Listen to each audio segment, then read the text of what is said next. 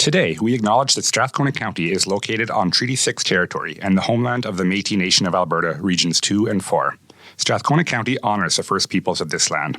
We recognize that we stand upon land that carries the footsteps of Cree, Métis, and Blackfoot, among many other nations who have been here for thousands of years. Therefore, Strathcona County has an inherent responsibility to foster healthier relationships with First Peoples and further the calls to action as outlined by the Truth and Reconciliation Commission.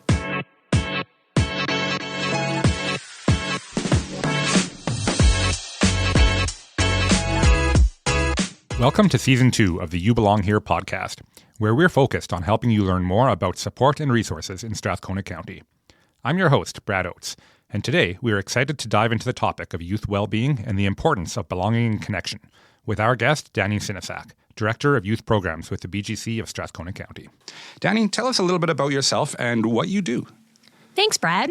My name is Dani. I'm the Director of Youth Programs with BGC Strathcona, and I oversee the youth programs that run out of Strathcona County's Canteen Youth Hub.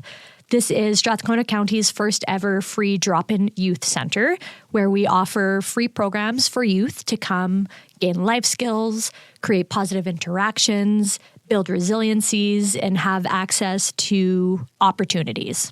BGC, you would recognize as the Boys and Girls Club. Oh. So BGC Strathcona is the Boys and Girls Club of Strathcona County, in which we recently went through a rebrand. So if you hear BGC, know that it is formerly known as Boys and Girls Club. Okay. What other types of things go on at the Boys and Girls Club? We do so many things. We have a lot of programs to offer families here in the community. We have nature programs, which targets children ages 3 and up. We have a before and after school program, which is kindergarten to grade 6. And then our youth programs, which is the Canteen Youth Hub, is grade 7 and up.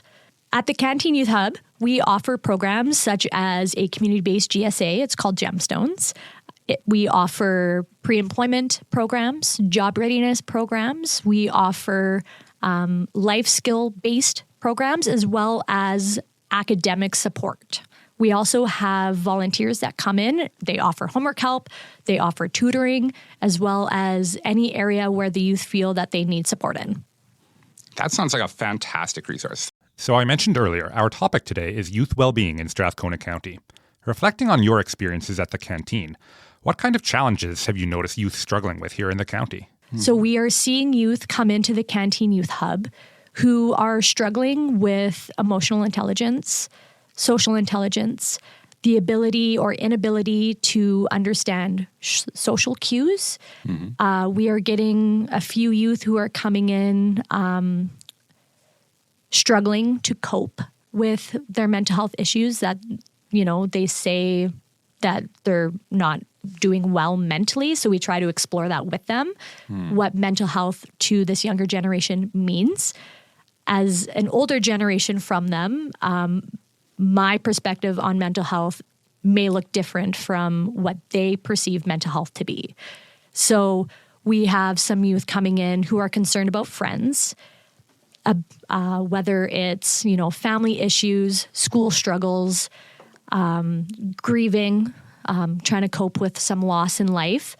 And they themselves don't have the skills to help their own friends. And so they come to us wondering how and what to do to support their friends. So in a sense, youth are kind of like the frontline responders to their friends. And then it's their friends that come to adults, the staff here at BGC, letting us know and asking for help on how to help. So I'm guessing it's just a matter of comfort. First of all, they're with their friends most, they talk to them most, so they're reaching out to their friends, they're opening up. And then what you're experiencing sometimes is those friends coming to you and saying, we are these informal supports. We're people, we're in our friends' lives, we support them, but sometimes they're recognizing a need for a little bit more. You're right. And so it's a lot of supporting and building capacity in the youth and providing them and instilling skills in them for when it comes to just like being a friend, So they'll come to you, they'll ask for those supports. Their friends are one informal support. They can drop into the canteen. What other types of informal supports do you see youth accessing to improve their mental health and feel more connected to the community? I hear extracurricular activities.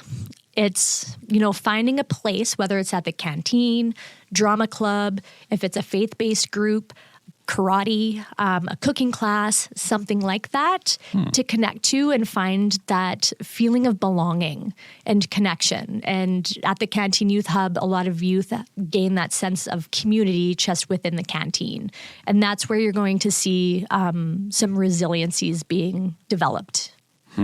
Because my understanding of the canteen, you mentioned so many of those different groups, different programs that they can partake in, but it's also just a space where they can hang out, be themselves, and not only be around their friends, but ideally make new friends, make new connections, and have a real deep sense of belonging. Is that accurate? 100% it's accurate. So at the canteen, we see it's so accepting.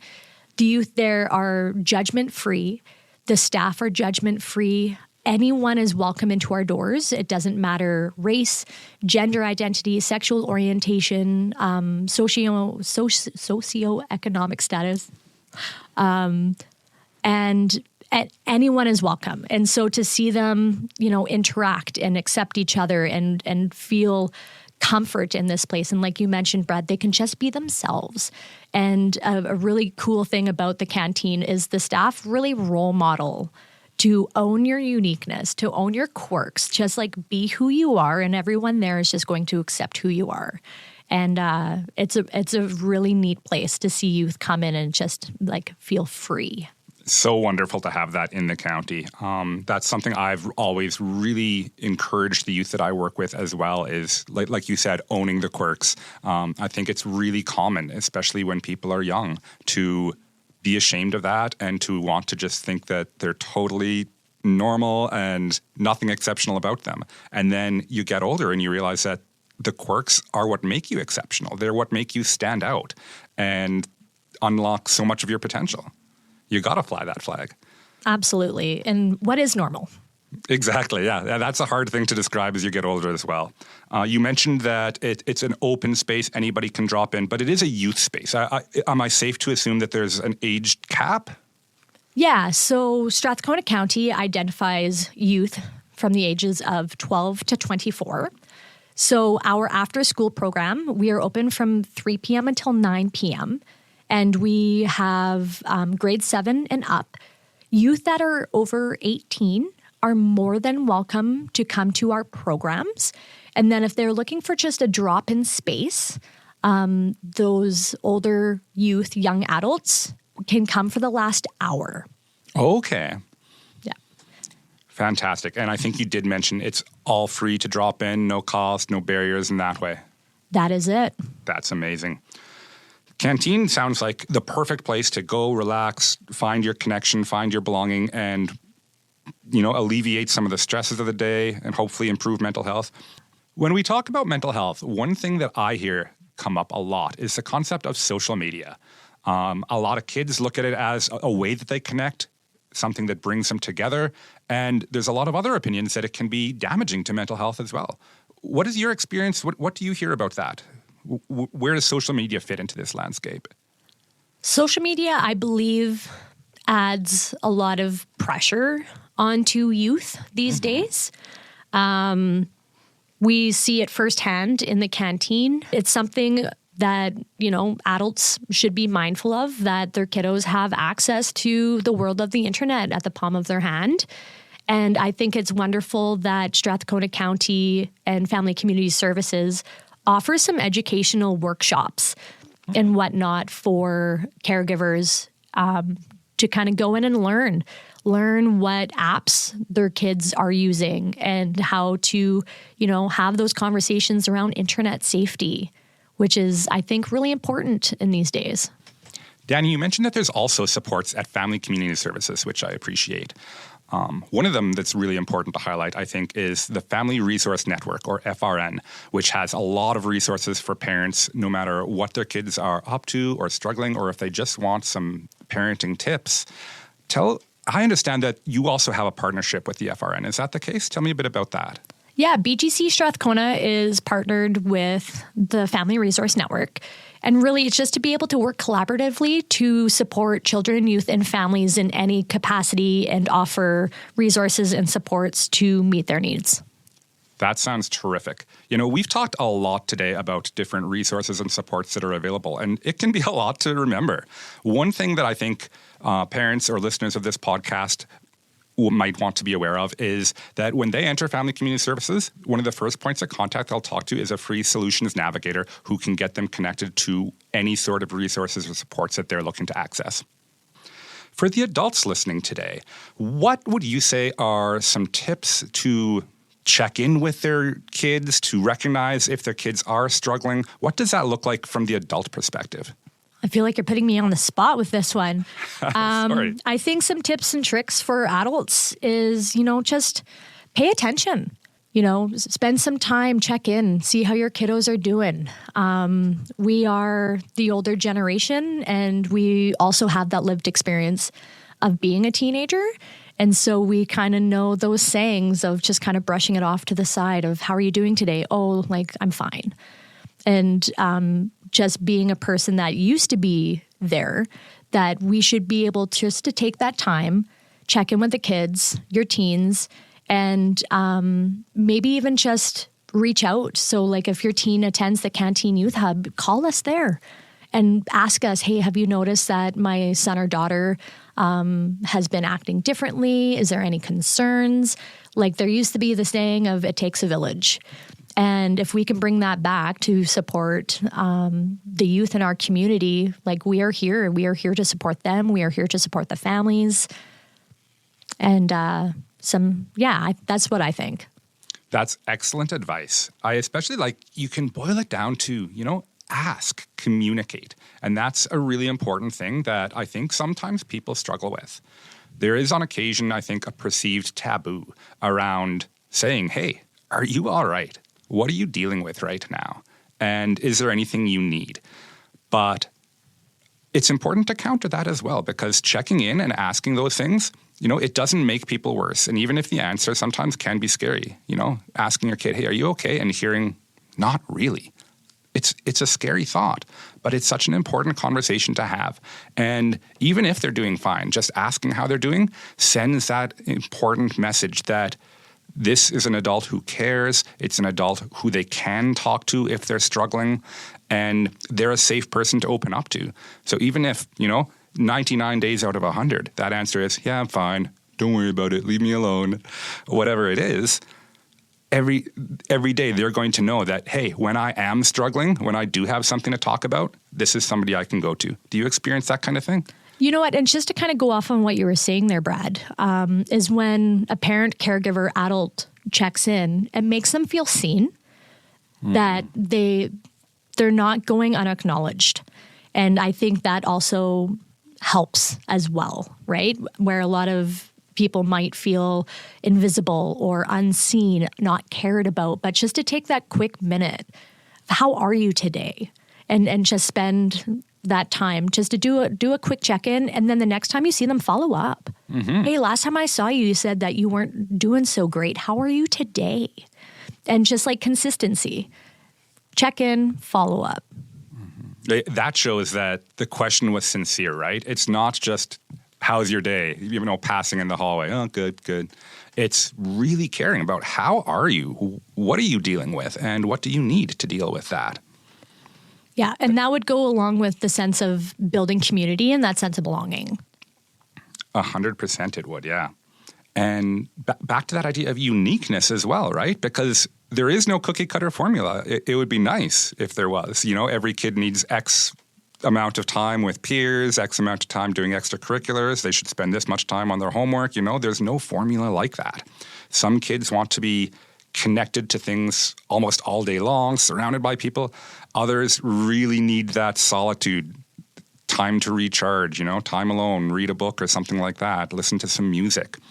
It's so different for everybody. So sincerely engaging and saying, hey, do you want to be connected to something else? Do you want to fill your calendar with more things? Or conversely, is it too busy? Do you need a little bit more unstructured time? And the youth are the only ones who are going to be able to answer those questions sometimes. Right. And sometimes the youth need guidance on how to answer those questions because they might not know how to verbally express themselves. Interesting. So for the parents, how can you provide that guidance? What does that look like? It might just be, providing visuals.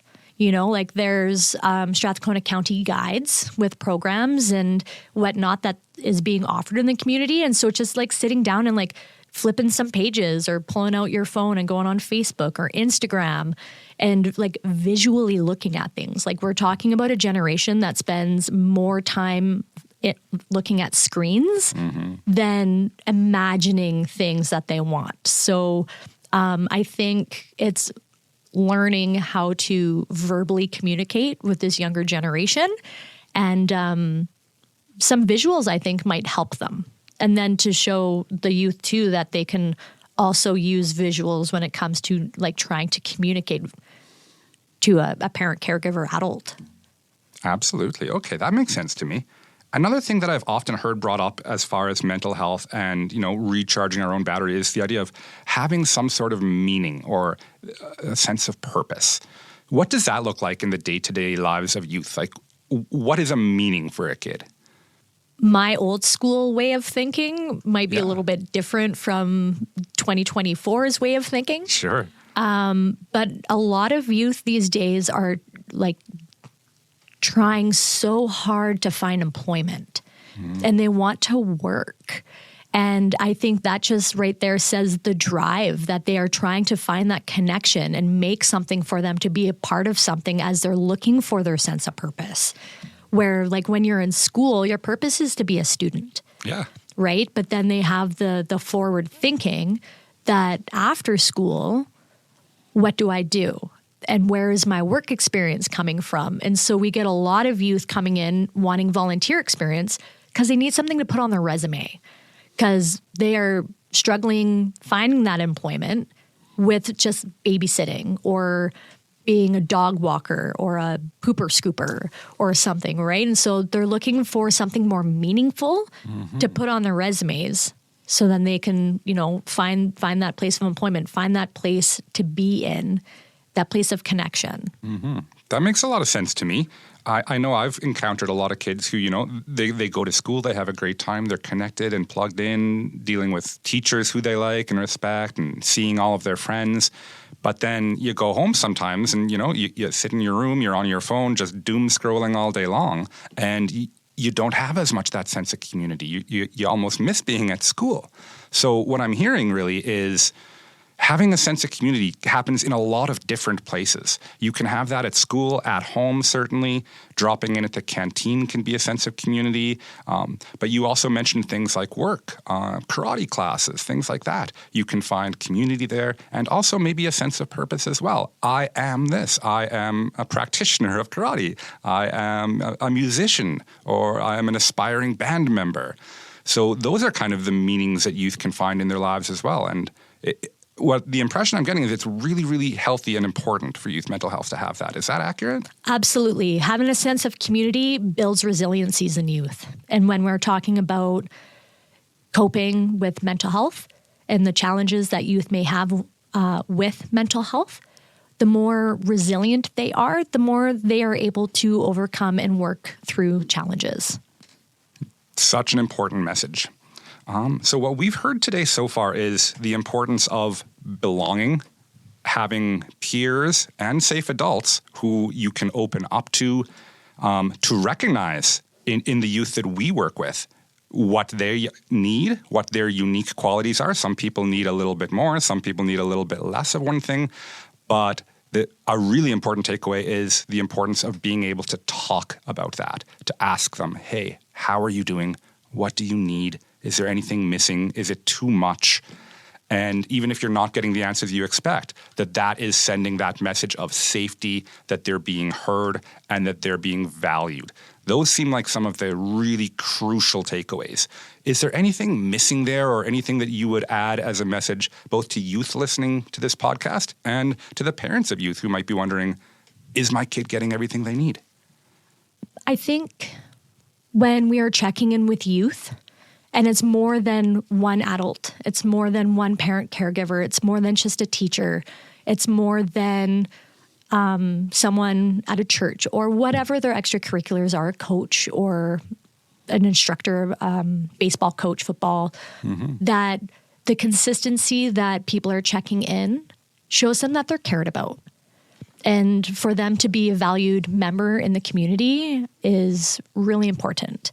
And I really hope that youth listening recognize that when adults are asking them, how are you doing? And we are checking in with you, that we are telling you that we care about you. And we care enough to ask, and we care enough to listen, and we're going to care enough to follow up to ensure that you still are doing okay. That is an essential message. And, it actually, what you were saying there made me kind of rethink one of your earlier quotes. You mentioned that kind of famous adage that it takes a village to raise a child. But what I'm realizing near the end of this conversation is the importance of looking at it as the child is also a part of that village. It's not people doing a thing to raise a child. It's them bringing this kid into it and making them a part of the fold and having them be a part of that village and have a role and know where they belong and what they're good at and what they don't like as much. They're a part of the village as much as any other. Is that right? Absolutely. And not only do they have a role in the village, but they also have a voice in the village. So important. Anything else you want to add? Where is the canteen? Remind us of the hours. Yeah, so the canteen, we're open Monday to Friday from 3 p.m. until 9 p.m. We're closed on holidays and we're not open on weekends yet, but we're going to get there one day. And we are located in the Park Center and Hotel, which is right across the street from the county building and then right across the street from the Sherwood Park Mall. Oh, okay. Perfect. Thank you so much. Dani, this has been a pleasure. I'm so glad you came to talk to us and share your knowledge today. It has been an absolute pleasure. Thank you so much for having me. The conversation, of course, doesn't have to stop here. You can visit us at strathcona.ca /YouBelongHere to find links to resources such as the ones we've talked about today and to sign up for our monthly e-newsletter to get alerts about new podcast episodes, local resources, workshops, and events in your inbox. Thank you.